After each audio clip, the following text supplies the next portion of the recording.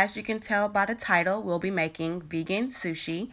The things we are going to need are a sushi mat, a sharp knife, nori sheets, carrots, cucumbers, squash, kale, a roasted red pepper, and rice. In this recipe, we used brown rice. You can feel free to use any type of vegetables you like. You can even add avocado.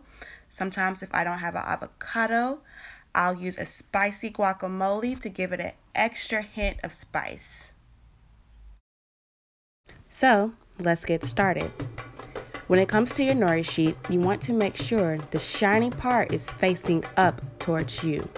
You can get your nori sheet or your mat from the grocery store. I got mine from Publix by the sushi section.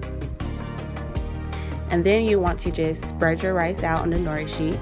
You don't have to spread your rice all the way to the end of the nori sheet. You want to leave space to roll it. Now I'm just going to pat my rice down evenly. And now I'm going to add my squash. You can use zucchini or squash or even both. I'm just using what I had, and what I had was squash. And then next I'm going to add in my cucumbers. I just pretty much sliced everything up pretty small to my liking. After I add my cucumbers, I'm going to add my kale. And do make sure you rinse your vegetables off before you use them. After my kale, I'm going to add my carrots. I'm using shredded carrots. I just rinsed those off and I'm placing them alongside the kale. Next, I'm using roasted red peppers that I bought in a jar. So next, I'm going to grab my little cup of water and I'm going to drizzle some of that on the edge of my nori sheet. This is going to help it stick, and this is where you want to use your bamboo mat to help you roll the nori sheet to make your sushi roll. And you want to roll it tight, but not too tight that the nori sheet breaks. And you just want to kind of hold that there so it forms into place. So right now I'm just putting the mat back over the sushi roll just to make sure it's firm. You don't want it to fall apart and you want it to keep its shape. After we make sure our sushi roll is firm and into place, I always like to turn it the opposite way of the sushi mat because it's easier for me to cut. As you can tell, I'm using my smaller knife rather than my bigger knife. This is because my bigger knife wasn't as sharp anymore. So you have to have a sharp knife to cut the sushi roll. You cannot use a steak knife. It will not work. You do not have to pay a lot of money for a knife. You can simply get it from Walmart. And when you cut it, you want to cut in a sawing motion.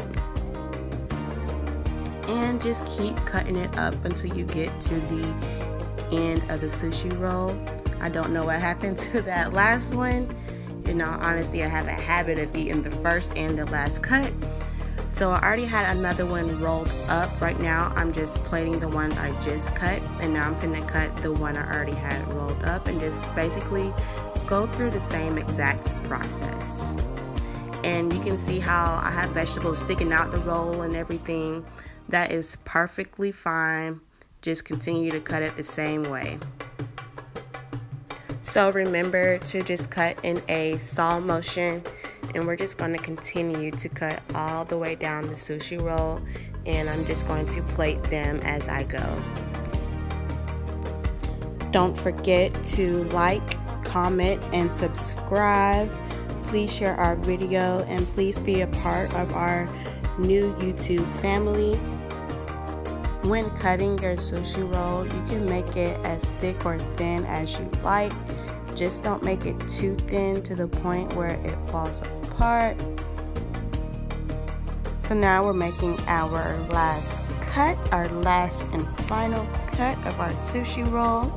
And we're just going to place that, and yes, I'm going to eat that end piece, and then we're going to place that on the plate, and now we are plated.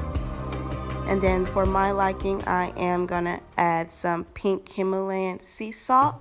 I absolutely love this stuff, and sometimes even when I don't eat all the sushi, I put it in the refrigerator and I take it for lunch the next day, and it is just amazing.